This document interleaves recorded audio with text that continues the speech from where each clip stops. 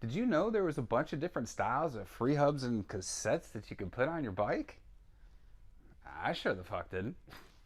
Let's get on topic.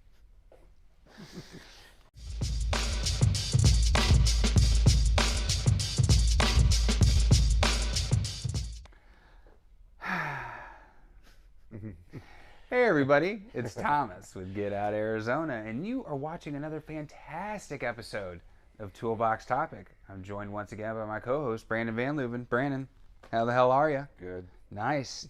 Start calling you the Bearded Bandit. All right. Don't forget, it's going to be No Shave November. By the time you see this, No Shave November might have already come and gone, but I just don't want this chucklehead to, midway through November, decide he's going to shave. It's not up to me. It is up to you, dude. No Shave November. It's the 1 month for guys. We can grow our beards and not worried about being called toxic masculinity. There's an itchy factor, though, that comes into play. You'll get past it.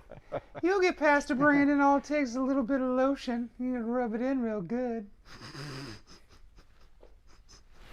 I figured I'd get it out of the way.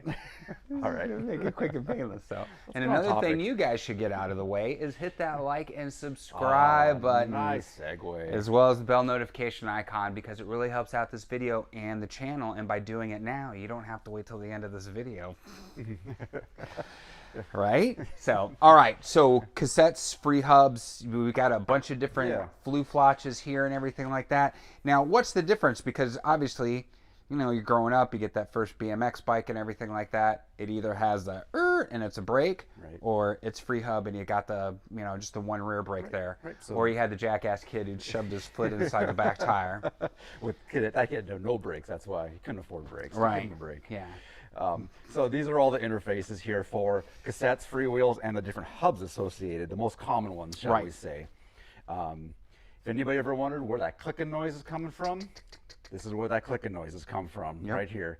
It's the rocks rolling around in your head.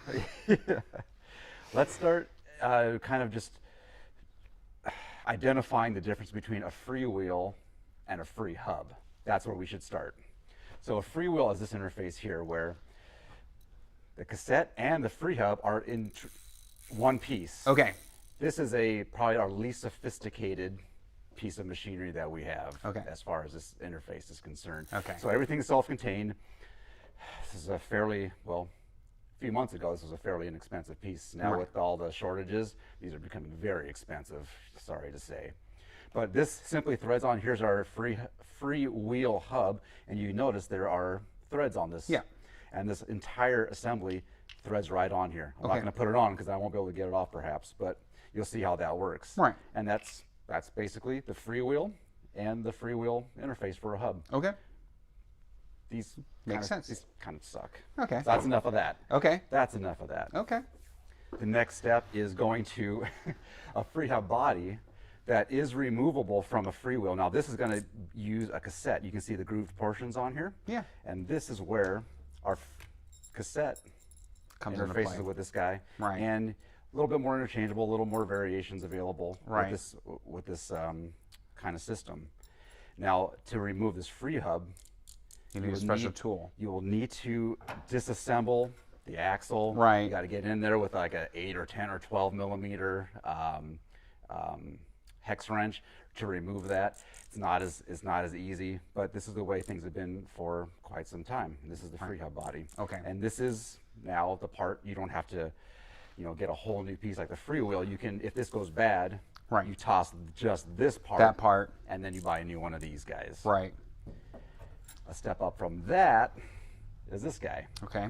And this is getting to be now more high performance Okay. bikes. And it looks similar. It's still a free hub body, and it does still work with a cassette. But now the removing part is very easy to disassemble, to clean. Just pull that son of a bitch right out. Right. It's all based off of, keeping these things tension, together. yeah, okay. Yep, the tension when it's in the bike. So the nice thing about this is you'll see in this one, it's maybe a little bit tougher to see because it has grease, but there's your drive ring. And now we can see exactly what's going on inside this guy, which you can't because it's not removable. Right. And you'll see the pawls on these little tiny springs, and these guys all move up and down, and that's what causes that. Them rebounding is what causes that clicking Okay. Now this one has very few points of engagement. Right. Some of the more sophisticated ones like this guy, we can add more pawls and springs and get over 100 or get 108 points of engagement. Right. When this thing's put together, it sounds like a rattlesnake. It's really cool. Right. And now there's no lag. And I was going to say, the more points of engagement you have, the quicker the responsiveness is. Yep. Like the difference between, you know, you got an electric motor, there's zero lag and torque on demand, where, you know, something that has a throttle body, you might have that throttle body lag or something. Like that, yeah. Okay. For sure. And that's really cool. I find that more points of engagement really come into play, like when you're in technical stuff. Yeah. And you're clocking. You don't want to smash your stuff on rocks. Oh, yeah. And you're just kind of clocking instead of making a full pedal. Yep. Pedal stroke. You're doing that, and Huge, this is really cool. Yep. And you'll see there's different types. Oh, that one looks pretty fancy. This one, I don't know why it's blue. It's nice. It's an Easton one. It goes to an Easton wheel. Nice. You have to get the right one for your hub. Right. There's so many. These are just a small sampling of them. The compatibility and all that, it needs requires Leave research. it to the goddamn roadies, dude, to Requires fuck everything. research. No, I'm joking. We can also blame the Global Biking Network for that. No, I'm Oh, I always joking. don't blame those guys. No, man, I always want to blame the French Canadians. Them too. So what's cool about this guy is it's easy to go in there, clean, service, take a look at it just by taking this off, using a very light oil. I don't know, this grease is really thick. I don't know why this has stuff in there, but that might be why it's in the bin. But typically a real nice light oil in there, clean it out. You can inspect it more easily. It's a really cool system. Very nice. Very nice. I like that. Now, so now, yes. okay, I was going to say, murky up the waters. It's murky up the waters here. So now we have this guy, SRAM. Thanks, SRAM. Came out with this. Oh, and another reason you might want to thank SRAM, I'm going to put the card up there somewhere. You can watch the brake bleed, the SRAM brake bleed, and that nightmare that it is. All right, so this SRAM. is kind of a combination of the two. Okay. We have a sophisticated driver, which comes out just like this guy. Okay. But now we sort of have a freewheel. This does that. Everything's self-contained in this guy. Right. And this now threads on like a freewheel. So this is an XD driver for SRAM. This is specific to them. Right. And it has to be compatible. Yeah. So it's just, it's like these guys kind of had a baby, and this is what came out. Why can't anything just be universal anymore these days? But I guess the point I'm trying to make is you got to know what you have. Yeah. And you have to make it compatible, and you have to do some research. Every time you want to change things, we have to make sure everything is going to work together nicely. Yeah, especially if you're going outside an ecosystem where, you know, and people call it the Shimano. And they mix and match different things. Well, and let's face it, sometimes one company might have something that's definitely superior, and to bring that into your other ecosystem that you're using, and yeah, it takes different modifications and stuff. So now, okay, so this is XD driver. You have this one. We already know this one kind of ranks low on the totem pole. As far as these three, because these are going to be your most modern and most common, which one is going to be the most superior, or is that going to depend on road bike, mountain bike, what you're pairing it up with?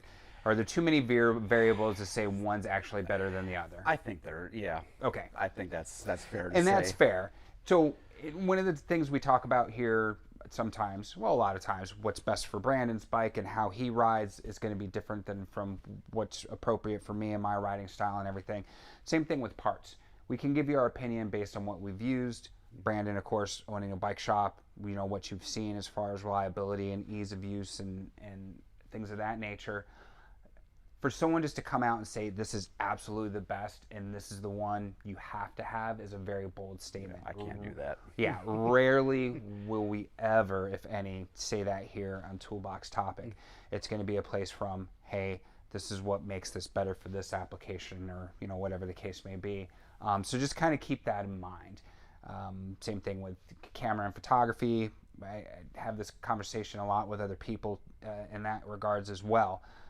All great systems, they all have their pros and cons, and depending on what your application is what's going to be best for you. And it might just be what comes on your bike. Yeah. You might be in love with a bike and it comes with a SRAM drivetrain, or it comes with a Shimano drivetrain. Yeah. and to murky up the waters even more, Jesus, some man, SRAM Joseph. does require, some SRAM cassettes will use a Shimano type groove system. When we get to SX, NX, they're going to use that. So again, it's all going to be down to research and finding I just out want the my right thing. 52 to come in. I'm still Those waiting things for are- that no, friggin' those things are gone. bitch. I Those think you things are need gone. to check to see when mine's coming in. They're not coming in. There's a safety dance. It's been a while since we've had to do that. So, all right. Well, there you have it. Now, I guess the other thing too, a lot of times you'll see carbon fiber, you know, some type of aluminum alloy. Is there any one company or build material for these hubs, again, that is going to be superior to another, or is it just at that point pick which one works? Opinion, Chris King. Okay. You're not. It's going to be expensive, but Chris King hubs. oh man, they're Really? beautiful. They're fully serviceable. They have fantastic we have talked about warranty. that. Yeah. They sound great. I love everything about Chris King hubs. Okay. Everything. Well, guess who's going to be getting some Chris King hubs? This guy right here. Yeah. But there's also some super cool ones out there. Don't rule out I9. Don't rule out Hope. I9s are Onyx. nice. I like Onyx ones because they are silent, absolutely silent, and I don't typically like a loud hub So personally. that's called a Not drive-by hub. Not like, oh, yeah. Nicely done. Listening to Cypress Hill, hand on the pump. Joking, guys. Pretty good. So, But, yeah, there's and there's a great lot. stuff Envy out there. actually makes a really nice set of hubs. Yeah. Which, carbon fiber, they're super freaking expensive, though. Although I do like the Chris Kings. You're all right. Those are pretty flash. Oh, maybe for... I don't have anything bad to say about those things. Man. Yeah, maybe for Ellie Mae, I'll get some Chris right. Kings. All right. Because I'm leaving those Bontrager carbons on Jenny. So maybe we'll do a carbon set of rims with Chris King hubs for Ellie Mae. Solid. Dude, I'm bougie. What can you Solid. say, dude? Yeah. And then we'll build the wheels right here on Toolbox Topic. Okay. Yeah.